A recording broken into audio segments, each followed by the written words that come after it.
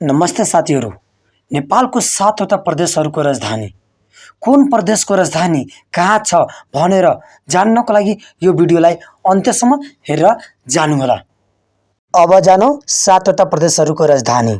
प्रदेश नम्बर 1 को नाम कोशी प्रदेश हो भने कोशी प्रदेशको राजधानी विराटनगर हो। प्रदेश नम्बर 2 को नाम मध्य प्रदेश हो भने मध्य प्रदेशको राजधानी जनकपुर हो।